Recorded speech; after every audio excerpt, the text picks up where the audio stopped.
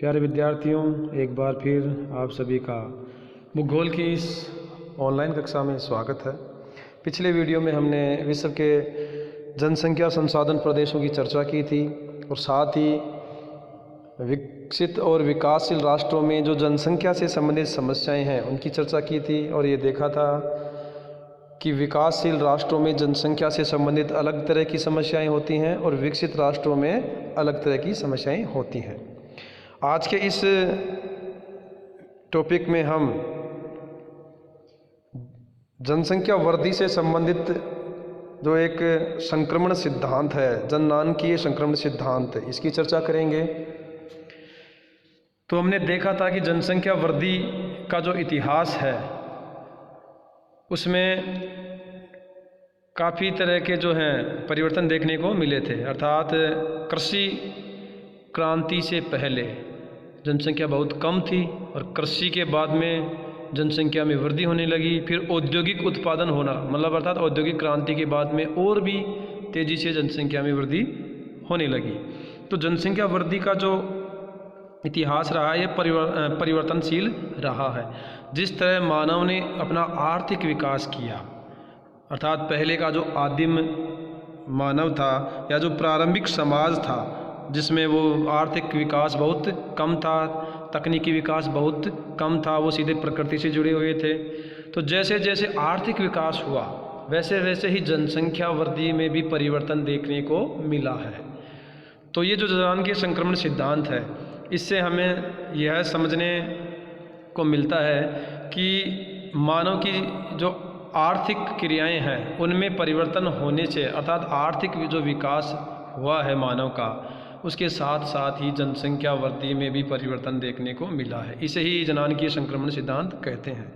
तो ये जो जननांकीय संक्रमण सिद्धांत है यह यूरोप महाद्वीप के आंकड़ों पर आधारित है और वहाँ जो यूरोप महाद्वीप में किस तरह जो प्रारंभिक आदिम समाज था जो तकनीक की दृष्टि से काफ़ी निम्न श्रेणी का था, अर्थात तकनीक वहाँ नहीं के बराबर थी, और कैसे उस समाज में परिवर्तन हुआ, तकनीकी विकास हुआ और आज का जो आधुनिक मानव बना है, वैसे ही जनसंख्या वृद्धि में भी उस तकनीकी विकास के साथ साथ या आर्थिक विकास के साथ साथ परिवर्तन देखने को मिला है, जिसमें मुख्यतः जन्म दर और मृत्यु दर में परिवर्तन हुआ है। अर्थात जो प्रारंभिक समाज था वहाँ जन्म दर और मृत्यु दर अलग तरह से थे और धीरे धीरे आर्थिक विकास हुआ, उसमें जन्म दर और मृत्यु दर में गिरावट आने लगी, परिवर्तन होने लगा। तो उसी को इस सिद्धांत के माध्यम से समझाया गया है कि किस तरह जनसंख्या वृद्धि में परिवर्तन होता रहा है। अब ये जो सिद्धांत है ये यूरोप महाद्वीप पर आधारित है, वहाँ के आंकड़ों पर या वहाँ के अनुभव पर। तो ये जो मॉडल है सबसे पहले थॉमसन महोदय ने 1929 में दिया था, जननांकीय संक्रमण सिद्धांत। लेकिन इस सिद्धांत का जो है विस्तृत अध्ययन है वो नोटेस्टीन महोदय ने किया 1945 में, और इन्होंने ही सबसे पहले यह जननांकीय संक्रमण शब्द काम में लिया। डेमोग्राफिक ट्रांजिशन, अर्थात किस तरह जनसंख्या वृद्धि में परिवर्तन हुआ। तो जननांकीय संक्रमण का जो सिद्धांत है ये थॉमसन ने सबसे पहले दिया, लेकिन इसका जो विस्तृत अध्ययन है वो नोटेस्टीन ने 1945 में किया है। अब इस सिद्धांत को समझाने के लिए 3 अवस्थाएं मानी गई हैं प्रारंभिक काल से लेकर अब तक, मतलब जो प्राचीन समाज है उस वहाँ से लेकर अब तक, जिसमें किस तरह जन्म दर और मृत्यु दर में समय के साथ परिवर्तन होता रहा। तो वो मुख्य 3 अवस्थाएं मानी है। प्रथम अवस्था जिसमें उच्च जन्म दर रहती है और उच्च ही मृत्यु दर होती है, मतलब जन्म दर और मृत्यु दर बराबर है। अब जन्म दर क्या होती है? प्रति 1000 पर जीवित जन्म लेने वालों की संख्या, कि 1000 पर कितने जन्म ले रहे हैं या 1000 पर कितने मरते हैं। तो प्रथम अवस्था यह बताती है कि उच्च जन्म दर है और उच्च ही मृत्यु दर, तो जन्म दर और मृत्यु दर बराबर है तो जनसंख्या स्थिर रहेगी, उसमें वृद्धि नहीं होगी। दूसरी जो अवस्था है उसमें जन्म दर तो उच्च रहेगी लेकिन मृत्यु दर में फिर कमी होने लगती है। अब मृत्यु दर में जो कमी के कारण है उसमें हम ये जो है चिकित्सा क्षेत्र में जो सुधार हुआ है उसे मान सकते हैं, या जो खाद्यान्नों में पूर्ति हुई है, अनाज की उपलब्धता हुई है, ये मान सकते हैं। तो जीवन स्तर में सुधार होने से ही मृत्यु दर में भी गिरावट आई। तो मृत्यु दर कम हो गई लेकिन जन्म दर उतनी की उतनी रही। तो ज़्यादा जन्म लेने लगे और मरने कम लगे, तो जनसंख्या बढ़ने लगी।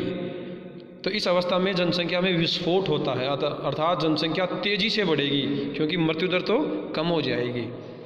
तीसरी अवस्था में ये माना गया है कि जन्म दर और मृत्यु दर दोनों ही कम हो जाएंगी, निम्न हो जाएंगी, क्योंकि अत्यधिक विकास होने से अब आर्थिक विकास होगा तो मानवीय विकास जो है वो भी प्रभावित होता है, जिससे शिक्षा चिकित्सा के क्षेत्र में सुधार होगा, मानव के रोजगार के क्षेत्र में सुधार होगा, तो जीवन स्तर सुधरेगा।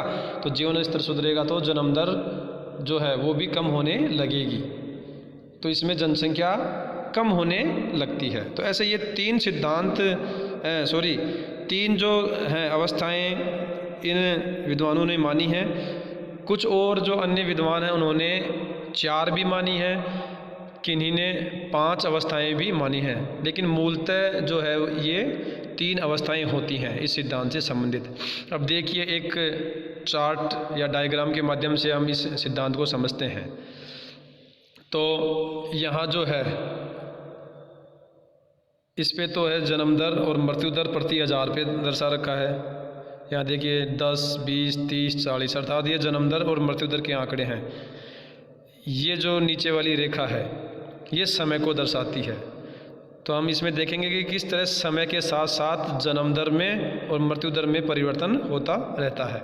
तो पहले देखिए प्रथम अवस्था जो ये है, यहाँ ये देखिए एक रेखा तो जन्म दर को दर्शा रही है, ये वाली, ये ऐसे ऐसे जाके जा रही है ना, ये तो जन्म दर को दर्शा रही है।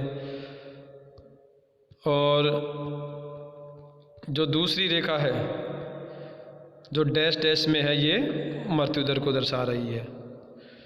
तो प्रथम अवस्था में यहाँ स्पष्ट हो रहा है कि जन्म दर और मृत्यु दर दोनों देखिए यहाँ 30 और 40 के बीच में, अर्थात 35 प्रति 1000 है, अर्थात जन्म दर और मृत्यु दर लगभग बराबर है। पहली अवस्था में जितने जन्म ले रहे हैं उतने ही मर रहे हैं। यहाँ तक देखिए ये अवस्था यहाँ तक है, तो यहाँ तक ये बराबर है दोनों ही। तो ऐसी अवस्था में स्थिर जनसंख्या रहेगी।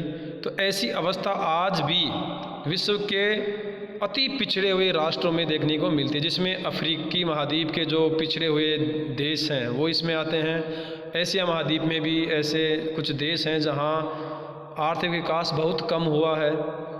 तो बहुत पिछड़े हुए अल्प विकसित जो राष्ट्र हैं वो इस श्रेणी में आते हैं। तो यहाँ जन्म दर और मृत्यु दर लगभग बराबर है। जैसे ही समय के साथ, ये नीचे वाली रेखा है, समय के साथ क्या होता है, आर्थिक विकास होता है, क्योंकि जो प्राचीन मानव है वहाँ तकनीक नहीं थी, फिर आग का विकास हुआ, पहिए का आविष्कार हुआ, औद्योगिक क्रांति हुई, तो धीरे धीरे उनके जीवन स्तर में सुधार होने लगा। तो जीवन स्तर में सुधार हुआ तो आर्थिक विकास के साथ ही जनसंख्या जो वृद्धि है इसमें भी परिवर्तन देखने को मिला। तो दूसरी अवस्था में हम ये देख रहे हैं कि जन्म दर तो वो की वो है, ये देखिए 35 के आसपास ही है, इसमें कोई कमी नहीं हो रही, लेकिन मृत्यु दर देखिए यहाँ लगभग 20 तक आ गई। तो जन्म दर तो कितनी है, 35 प्रति 1000, और मृत्यु दर है कितनी, 20 प्रति 1000। तो मृत्यु दर बहुत कम हो गई तो मरने कम लगे। अब इसका कारण हमने बताया था कि चिकित्सा क्षेत्र में सुधार हुआ, जिससे जो लाइलाज बीमारियाँ थी उनसे लोगों की जो मृत्यु अधिक होती थी वो कम होने लगी, खाद्यान्नों में आपूर्ति हुई। तो इस तरह जीवन स्तर में सुधार होने से मृत्यु दर कम हुई। तो यहाँ जन्म दर उतनी बनी हुई है जितनी पहले थी। तो ऐसी अवस्था में जनसंख्या में प्राकृतिक वृद्धि बहुत तेज़ी से होगी, जिसे जनसंख्या विस्फोट की अवस्था कहते हैं, क्योंकि जन्म दर तो वो की वो है, जन्म ज़्यादा ले रहे हैं और मृत्यु दर कम हो गई, तो इसलिए जनसंख्या में बहुत तेज़ी आएगी।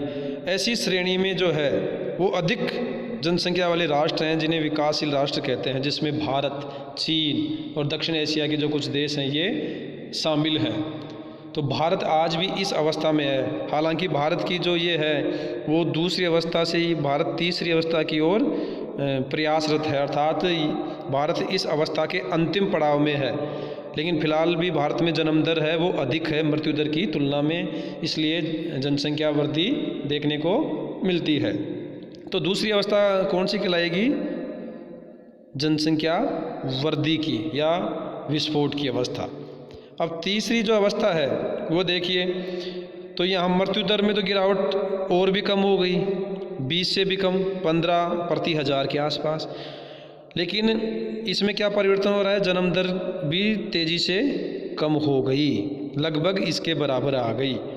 तो तीसरी अवस्था में जन्म दर और मृत्यु दर दोनों ही कम हो गए, दोनों बराबर आ गए, क्योंकि अत्यधिक उच्च विकास के कारण, साक्षरता में वृद्धि के कारण, चिकित्सा क्षेत्र में सुविधाओं के कारण, या जो मानवीय विकास में वृद्धि के कारण। अब मानवीय विकास में जो उसकी जीवन प्रत्याशा है, साक्षरता है, या उसका जो प्रति व्यक्ति आय है, इसमें वृद्धि होने से ये जन्म दर में भी गिरावट आई, और लोगों ने जो है जनसंख्या वृद्धि के जो दुष्प्रभाव है उनको समझा और कम परिवार को ही बढ़ावा दिया।